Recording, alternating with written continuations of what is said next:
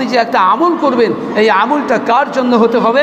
চলুন আল্লাহ তাবারক ওয়া তাআলা তিনি বলেন, ইন্না সলাতি ওয়া নুসুকি ওয়া মাহইয়ায়া ওয়া মামাতি লিল্লাহি রাব্বিল আলামিন। আপনি যে কোনো নেক কাজ করবেন, যে কোনো ভালো কাজ করবেন, যে কোনো আমল করবেন, সেই আমলের মধ্যে যেন আল্লাহর সন্তুষ্টির উদ্দেশ্য থেকে থাকে, আল্লাহর সন্তুষ্টি থাকে। যদি আল্লাহর সন্তুষ্টি না থাকে তাহলে সেই আমলে, সেই কর্মে আপনার কোনো ফায়দা হবে না। তো বলছিলাম ইন্না সলাতি, আপনাকে বলতে হবে প্রত্যেকটা কাজের বিনিময়ে, প্রত্যেকটা কাজের বিনিময়ে, প্রত্যেকটা আমলের বিনিময়ে আপনাকে বলতে হবে ইন্না সলাতি, আল্লাহ আমার নামাজ, অনুসুকি আমার কুরবানি, আমার হজ, আমার যাকাত, আমার আর কোনো সৎ আমল, নেক আমল লিল্লাহি রাব্বিল আলামিন, আমার বেঁচে থাকা, আমার মরে যাওয়া সবটাই আল্লাহ তোমার জন্য।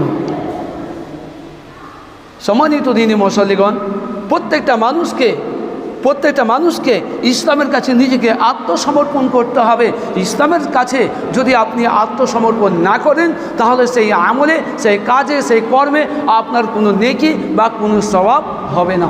এজন্য আল্লাহ তাবারক ওয়া তাআলা আপনার সামনে এগিয়ে আসছি কুরবানির ইতিহাস কি এবং কেন আমরা কুরবানি করব, আমরা কোথা থেকে কুরবানি পেলাম, এর সংক্ষেপে কিছু ইতিহাস আপনার সামনে আলোচনা করব ইনশাআল্লাহ। তবে একটু উদ্ধৃতি দেই যে মহান আল্লাহ তাবারক ওয়া তাআলা তিনি আমাদের কৃতকর্মের বদৌলতে যে তিনি সওয়াব দিবেন, নেকি দিবেন, আমরা যে নেকির অধিকারী হতে চাই, এর জন্য আমাদের করণীয় কি, আমাদের কর্তব্য কি, আমাদের কিভাবে সেই নেক আমলটা করতে হবে, এই মর্মে আল্লাহ তাবারক ওয়া তাআলা তিনি অন্য জায়গায় এইভাবে বলছেন, লা ইয়ানালাল্লাহু লুহুমুহা ওয়ালা দিমাউহা ওয়ালাকিন ইয়ানালুহু তাকওয়া মিনকুম।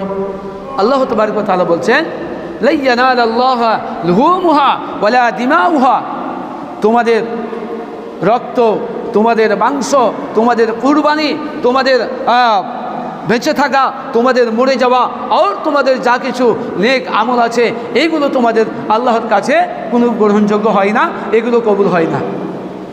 অর্থাৎ আপনি কত বড় পশু, কত বড় প্রাণী আপনি কুরবানি দিচ্ছেন, কত দাম দিয়ে কিনেছেন, কত টাকা দিয়ে আপনি কিনেছেন, সেই কুরবানি দিচ্ছেন, সেই কুরবানির পশু আল্লাহ তাবারক ওয়া তাআলা তিনি দেখেন না।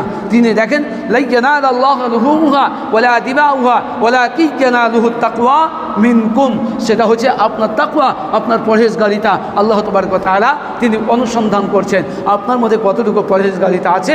আপনার